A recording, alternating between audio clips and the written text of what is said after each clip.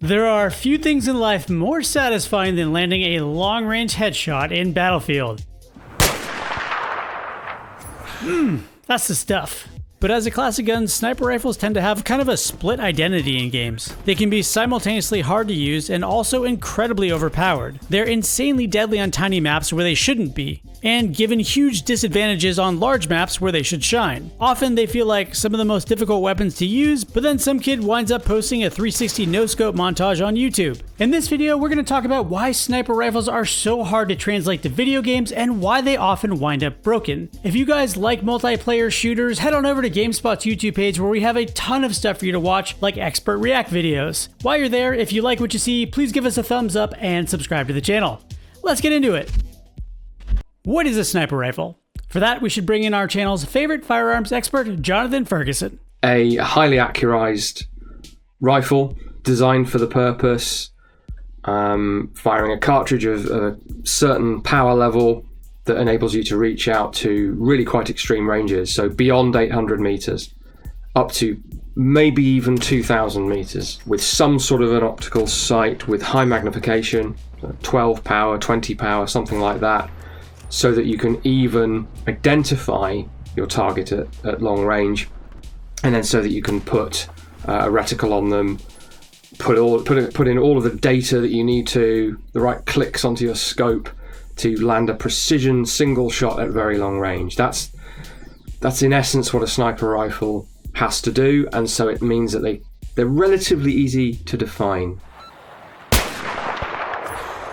Seems pretty straightforward. A rifle with a big old optic that makes long-range shots accurately. So what's it used for? A sniper rifle is for taking out things that are important to the enemy team. That could be the guy at the back with the light machine gun, someone on an objective, an enemy sniper, a high-value target in Warzone, a vehicle, or dispatching history's most evil dictators in very painful fashion. Ball shot! Ball shot! Cross your fingers and your balls! Yeah, go! One testicle! Yeah! Easy enough, right? It's not supposed to be that easy. Turns out long-range shooting is actually very hard, and developers don't make sniper rifles realistic because gamers don't want to become physicists. Like, you would have to actually understand physics. I didn't tell you the full story earlier when I said that sniper rifles are just there to make long-range shots accurately. What I should have said was, sniper rifles are there to make the first shot accurately.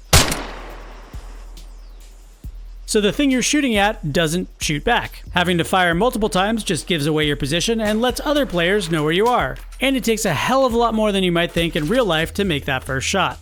We're not getting into it all in this video, but making a proper long-range shot involves some serious physics, math, and a deep understanding of the environment you're shooting in. Some things you have to consider are gravity, wind, range, atmospheric pressure, temperature, altitude, if your barrel's hot or cold, and even the spin of the entire goddamn planet. At this distance, you'll also have to take the Coriolis effect into account. Target down. I think you blew off his arm. That's assuming you are already very familiar with your weapon system, have a consistently performing bullet, and know what the clicky dials do on the scope. In the majority of games, players aren't going to take the time to calculate the physics behind making that shot because it's just not fun or practical. And let's be honest, the range in games is usually too short to even bother. Maybe hardcore armor players, y'all are a different breed. But for the sake of argument, let's say you're a genius and you can do all this perfectly on the fly, or even just game developers made sniper rifles very easy to use. When game developers make sniper rifles too simplified, some players get very good with them, and they dominate other weapon classes in unfair ways. Getting domed out of nowhere is not very fun for everyone else involved, and that leads developers to find odd compromises and exaggerations to balance out sniper rifles, some of which are not great.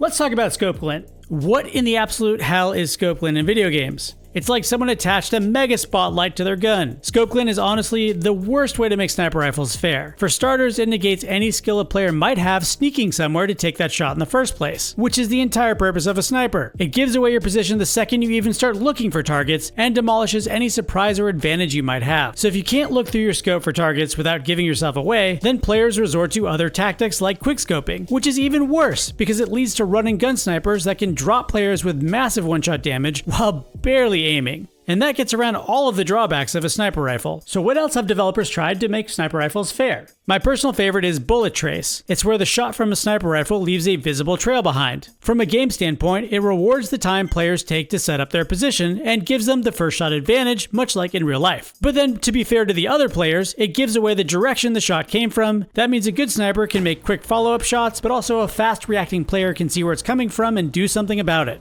Breathing is another exaggerated take on balancing sniper rifles. Like, every time you sit down to shoot, you're huffing and puffing like you just ran a marathon.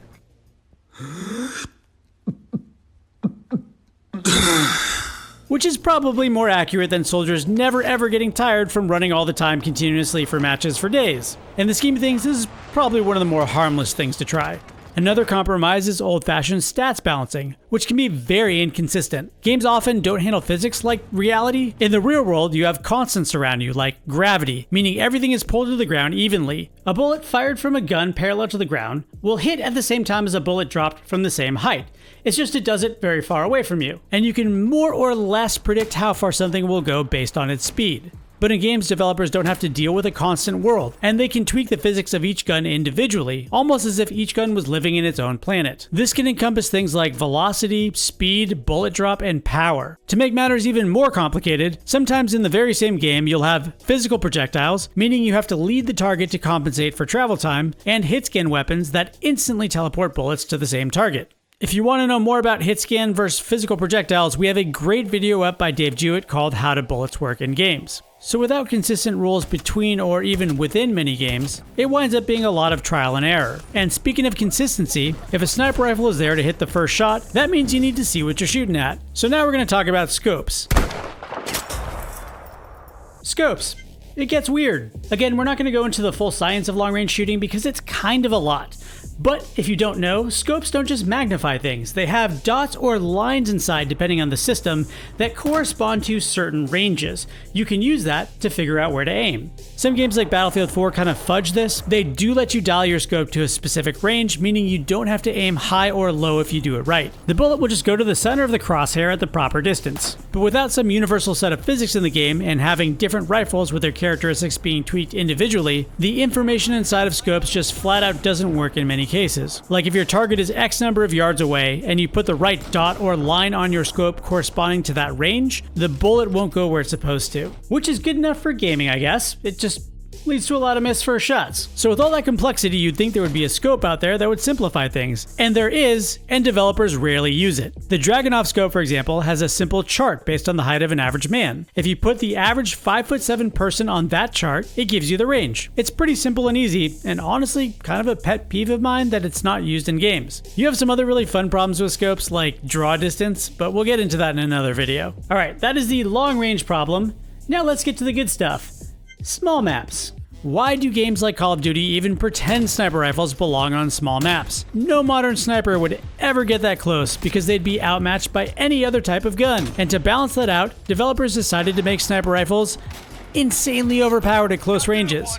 Like in Call of Duty, somehow players with sniper rifles can take someone down without ever looking through the scope. For the person behind the trigger, it's immensely satisfying. And I'll give it to you, it makes for great highlights on Twitch or YouTube. For everyone else, it is a cheap death. Oddly, it's the same problem we talked about earlier with sniper rifles being overpowered and killing players before they can react at long ranges. Only instead of developers balancing it out with scope glint or breath control, they just said screw it and doubled down on that imbalance. And let's be honest, at those ranges, that's not a sniper rifle. It's stealing the role of a shotgun, which is nuts because too many games make shotguns kill in more than one hit at close range. That's the range where shotguns are massively lethal. So I can only conclude that sniper rifles have one purpose on small maps, and that's to make people mad that they got instantly killed by a sniper rifle. Or, you know, psychological warfare, asserting dominance. Depends on which end of the gun you're on. Oh my god. Are you kidding me? Oh. So what happens when you play sniper rifles in their intended role? It's kind of a mixed bag. Good players can make a big difference despite the drawbacks. You can hold off a ridgeline of enemy snipers or win a match of Warzone. You can drop the enemy's best players or shut down a long distance lane on a map. On the flip side, sniper rifles can be so much fun that half your team takes the role, selfishly uses the helicopter to get to their sniper's nest, leaving you stranded on an aircraft carrier as they head to the back of the map to ignore the objective and lose the entire match. for example. For those of you who do long-range shooting, we probably didn't get everything right in this video, so feel free to hop in the comments and teach us some things. For more coverage of shooters, including a Battlefield game this year, make sure to head on over to GameSpot's YouTube page and make your voice heard. This idea came from Sonder on our last video. Alright, thanks for watching.